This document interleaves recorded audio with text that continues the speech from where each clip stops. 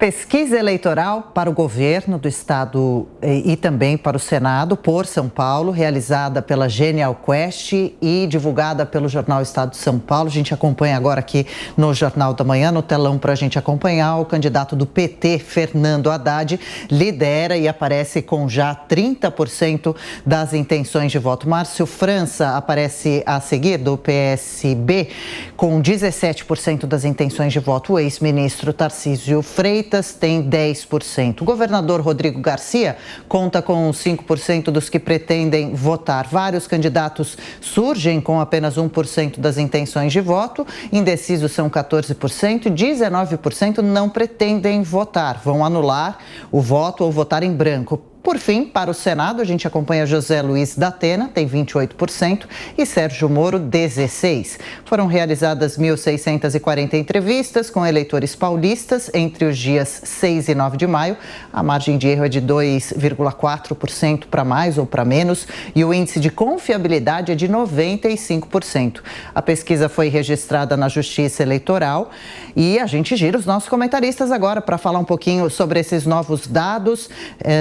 Dá tempo da gente fazer esse giro. Ricardo Salles, brevemente, então, nosso horário vai se esgotando. Para governo, então, um minutinho para cada um. A gente viu aí o Haddad bem na frente. Para o Senado da Atena? Bom, veja, o fato do Haddad ter o percentual é o percentual de votos do PT. O PT tem esse percentual historicamente. Haddad terá dificuldade em subir mais do que isso, porque o PT também tem uma rejeição gigantesca. Por outro lado, o candidato Tarcísio, que tem o apoio do presidente Jair Bolsonaro, tem um grande horizonte para crescer. Porque o presidente Bolsonaro tem um percentual muito maior do que esse. Portanto, não faz sentido nenhum eleitor do presidente Bolsonaro não votar no candidato que o presidente Bolsonaro apoia. Para o Senado, ainda precisa ficar mais claro quem vai ser realmente candidato e com o apoio de quem. Com certeza a gente vê aí uma rejeição grande, vislumbrando aí para o segundo turno, principalmente uma rejeição ao Haddad, né, do PT.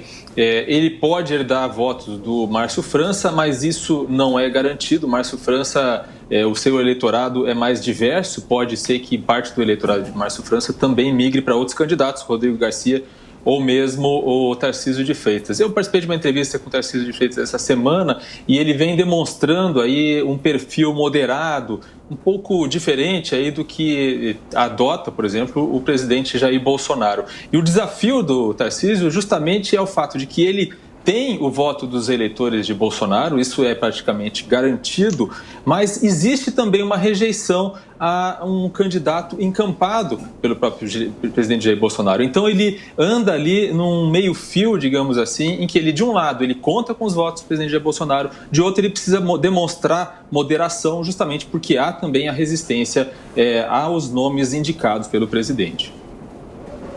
Acho que cabem duas observações aqui. Primeiro, lembrar que Fernando Haddad sequer conseguiu se reeleger prefeito em São Paulo. E a gente sabe que ele teve o nome potencializado aí na última campanha eleitoral, mas também ficou estigmatizado como o poste de Lula. Eu acho que o eleitor mais atento vai lembrar de tudo isso. E me chama a atenção nessa pesquisa os quase 20% de pessoas que disseram que não querem nenhum dos candidatos apresentados. Foi uma pesquisa estimulada com os nomes que estão aí até agora. Mas eu acho que tem margem para todos os candidatos irem atrás do voto desses indecisos ou já supostamente decididos a não votar. Ô Salles, ainda falando sobre a disputa aqui em São Paulo, tem essa questão de Fernando Haddad e Márcio França. É difícil imaginar que o PT abriria a mão de uma candidatura própria. Como é que fica o ex-governador Márcio França nessa disputa? Olha, nos parece, se não houver nenhuma novidade aí na campanha, que o Márcio França vai levar o nome dele adiante, até porque ele tem mostrado uma certa consistência de votos, né? E ele representa, ao contrário do Haddad, uma possibilidade de ter mais votos do que simplesmente votos da esquerda. Lembrando que na eleição de 2018, o Márcio França quase ganhou do João Dória. Talvez 1 ou 2 semanas a mais ele ganharia a eleição. Então ele realmente tem um capital político bastante consistente. Diogo, o sucesso de da Atena na televisão pode se refletir na política também?